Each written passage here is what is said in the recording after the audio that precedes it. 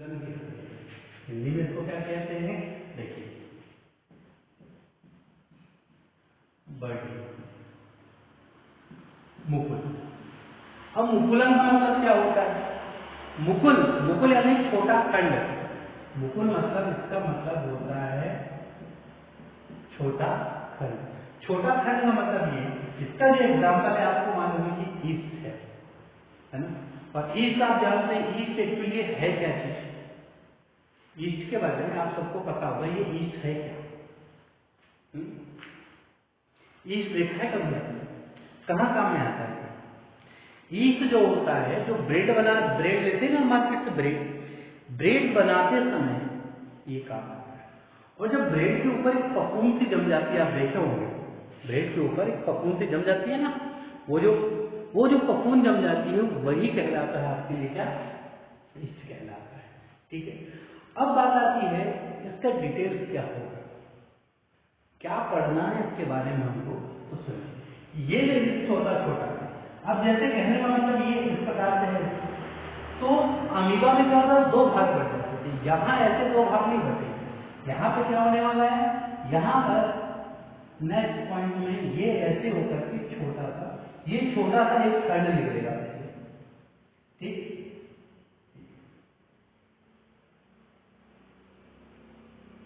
ये छोटा सा भाग निकलेगा, और ये छोटा सा भाग आगे चल के इस प्रकार से वो एक अलग खंड बना लेगा।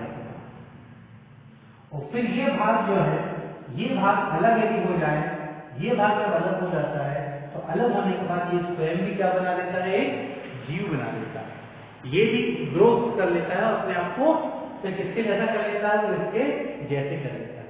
लेकिन आप इस बात का ध्यान रखें, ऐसा तो अमीबा में भी हुआ, लेकिन वहां पर जो विभाजन हुआ था वो इक्वल था। दोनों खंड उतने ही उतने थे, दोनों में उतना ही उतना साइटोप्लाज्म था, उतना ही उतना केंद्रक था। जबकि यहाँ केंद्रक के विभाजन में क्या है? अनियमितता है। केंद्रक का कुछ भाग जाता है, कोशिका द्रव का कुछ भाग जाता है, एक छोटा सा खंड बन जाता है, जैसा मुकुल कहते हैं। इस खंड को हम क्या कहते हैं? मुकुल। और ये मुकुल जो है कटकर अलग हो जाता है और अपने ही मातृ कोशिका के समान कोशिका को ये जन्म देता है। ठीक है, तो बात आती है कि आपको मेरे ख्याल से प्रिजन और बट, अब ये दो तरीके का होता है, एक है एक्सटर्नल और ये है इंटरनल, जो आने वाले, और इसके एग्जाम्पल है हाइड्रा और स्पॉन्जिया। ये आने वाले समय में इसका भी डेवलप जो है वो होगा। अभी आप बेसिक चार्ट के बारे में आपसे हम चर्चा कर रहे हैं। ठीक है, इसके बाद देखते हैं फ्रेगमेंटेशन।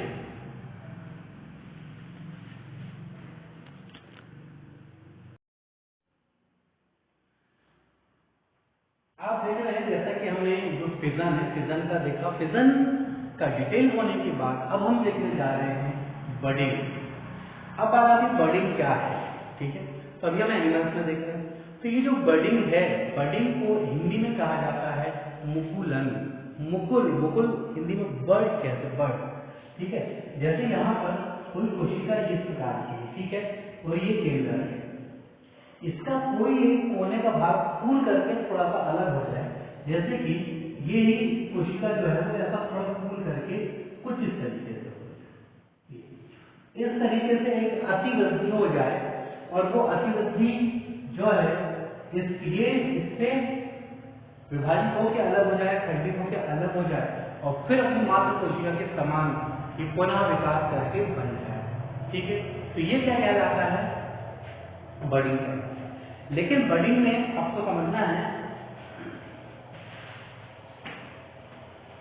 पहली बात यहाँ पे होना क्या है, आपके पास क्या होगा? एक जनक कोशिका, यानी आपके पास में एक मदर सेल है। ठीक है, मदर सेल में क्या बनने वाला है? बर्ड। बर्ड कितने बनेंगे? एक भी हो सकता है, और आप पढ़ लेंगे मोर देन वन, एक भी हो सकता है और इससे अधिक। जो बर्ड बनता है, जो मुकुल बनता है, अगर वो मुकुल एक बनता है एक संख्या में, तो हम क्या कहते हैं इसको? Monotonic budding. लेकिन अगर मोर देन 1, एक से ज्यादा, कितनी भी संख्या हो सकती है, अगर एक से ज्यादा संख्या बनता है तब हम कहते हैं, जैसे ये मोनोटोनिक है ना, इसको हम क्या बोलेंगे, मोनोटोनिक। मोनो क्यों बोल रहे हैं, एक के लिए, लेकिन हमारे पास अभी एक से संख्या में ज्यादा है, तब हम क्या कहेंगे, मल्टीपल। तब हम क्या कहेंगे इसको, मल्टीपल। अब बात आती है इसका एग्जाम्पल क्या है और इसका एग्जाम्पल। ये संख्या के आधार पे है कि एक वर्ड बन रहा है तो वो मोनोटोनिक है, और यदि एक से ज्यादा वर्ड बन रहा है तो वो मल्टीपल बडिंग है। ठीक है, अब बात आती है कि ये जो मोनोटोनिक है इसका एग्जाम्पल हम क्या लिखेंगे, वर्टिसेला।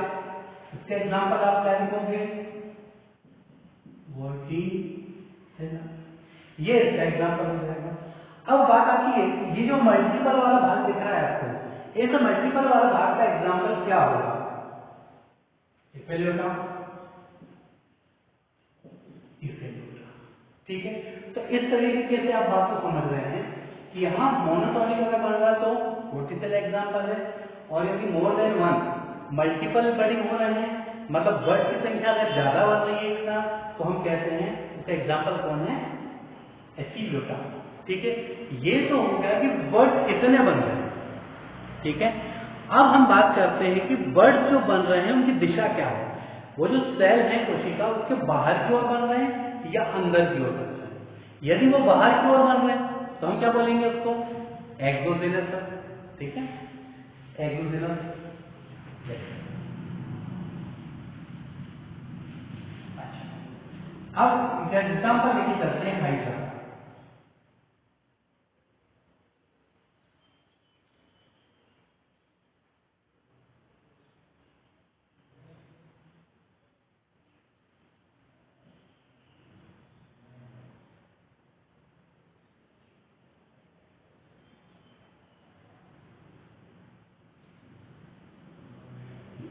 ये आपके पास में एग्जाम्पल लेके चला मैंने हाइड्रा। इस हाइड्रा में ये जो भाग होता है, ये वाला भाग, इस भाग से एक असील दिल मिलेगी इस तरह से। ठीक, और ये फिर ये अलग हो जाएगी और अलग होकर के सेम हाइड्रा की जैसे एक नया जीव देगी। ठीक है, तो ये जो होता है हाइड्रा वो किसमें है, ये क्योंकि शरीर के कहां पे बताओ, शरीर के बाहर बना है, तो इसे कहते हैं हम क्या, एक्सोजेनस। Exogenous budding. ठीक है, और इसी प्रकार से यदि यहां पर ये जो वर्ड बना है, जैसे आपने देखा होगा कि इसका रेम्यूल था,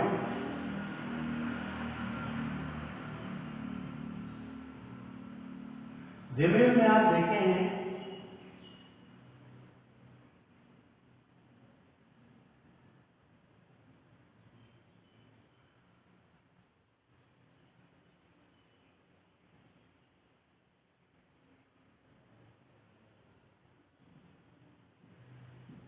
तो जमीन में आप देखेंगे इसके जो खंड बनते हैं वो कहां बनते हैं, अंदर की ओर बनते हैं।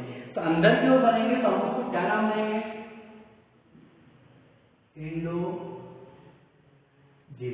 क्या नाम देंगे, इंडोजीनस। और एग्जाम्पल कौन है उसका, स्पॉन्ज।